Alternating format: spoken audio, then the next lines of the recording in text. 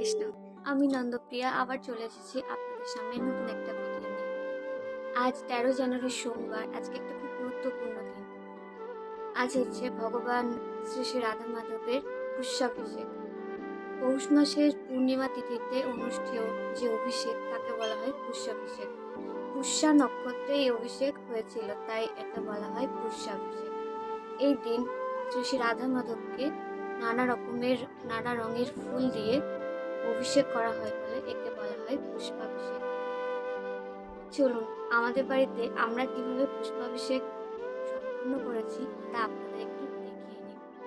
হরে কৃষ্ণ, দেখতে থাকুন। আপনারা এখন দেখছেন যে পুষ্প অভিষেকের জন্য আমরা যত সামান্য কিছু পুষ্পের আয়োজন করেছিলাম এবং সেই পুষ্পগুলোকে শুদ্ধিকরণ করে নিয়েছিলাম যাতে ভগবানকে অভিষেক করতে পারি।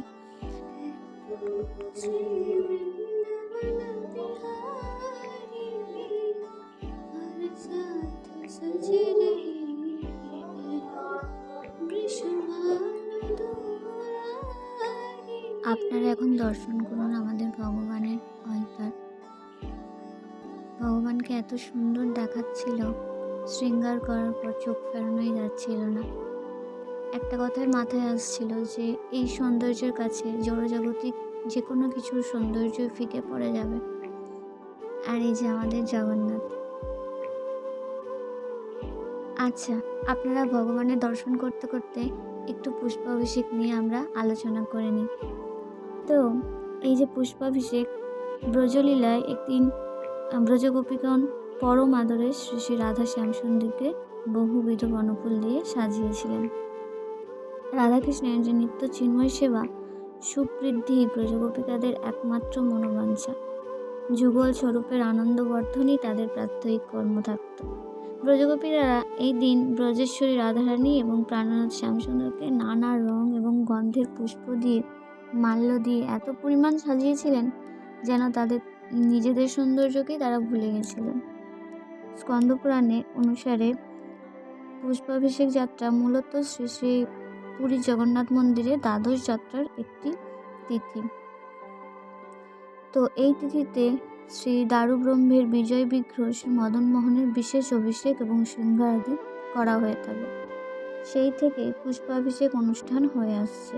এখন সেটাকে কেন্দ্র করে শ্রী শ্রী রাধা মাধবের এই দিনে পুষ্প শৃঙ্গার এবং অভিষেক হয়ে থাকে। কৃষ্ণ যখন কোনো অসুরকে নিধন করতেন, আর তখন কৃষ্ণের যে বন্ধুরা ছিলেন, সখারা ছিলেন, তারা কি করতেন? তারা কৃষ্ণকে পুষ্পবৃষ্টি করে স্বাগত জানাতেন। গোপীগণ রাসলীলায়ও শ্রী শ্রী রাধা শ্যামসুন্দরের পুষ্পবৃষ্টি করে তাদের আনন্দ বর্ধন করেছিলেন। দ্বারকায় শ্রীকৃষ্ণ যখন প্রবেশ করেছিলেন তখনও তাকে পুষ্পবৃষ্টি করে দ্বারকাবাসীরা স্বাগত জানিয়েছিলেন। আবার অযোধ্যার নাগরিকগণও ভগবান শ্রী রামচন্দ্রকে পুষ্পবৃষ্টি করে অযোধ্যাতে স্বাগত জানিয়েছিলেন। মাতঙ্গ ঋষি মাতা শবরীকে বলেছিলেন একদিন ভগবান রামচন্দ্র তার আশ্রমে আসবেন। সেই থেকে মাতা শবরী দিনের পর দিন, বছরের পর বছর প্রতিদিন নতুন নতুন পুষ্প দিয়ে আশ্রমের রাস্তা সজ্জিত করতেন ভগবানের আসার প্রতীক্ষায়।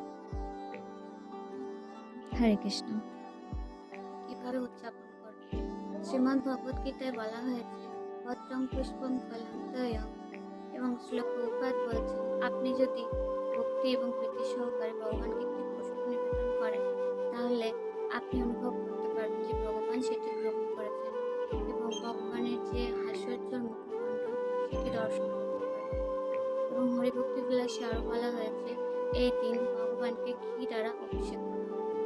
আর প্রত্যেকটি মন্দিরে এই দিন ভগবানকে খুব আড়ম্বরের সহিত সুন্দর পুষ্পের বস্ত্র, পুষ্পমাল্য এবং অলঙ্কারিতে দিয়ে সাজানো সজ্জিত করা হয় এবং তারপর ভক্ত সহকারে কীর্তন সহযোগে ভগবানকে অভিষেক করা হয়। আপনারাও প্রত্যেকে আপনাদের গৃহে ভগবানের অভিষেক সম্পন্ন করুন। আমি তো আমাদের ভগবানের অভিষেক করে দিয়েছি, আপনারাও কি ভগবানের পুষ্প অভিষেক করেছেন? এবং যারা যারা এখনো পর্যন্ত পুষ্প অভিষেক করেননি তারা আজকে যে কোনো সময় সারাদিনের মধ্যে ভগবানের পুষ্প অভিষেক করতে পারেন। এবং পুষ্প অভিষেক করার পর ভগবানের সুন্দর যে অলটার, সেই অলটারের ফটোকপি আমাদের কমেন্টে দেবেন। হরে কৃষ্ণ।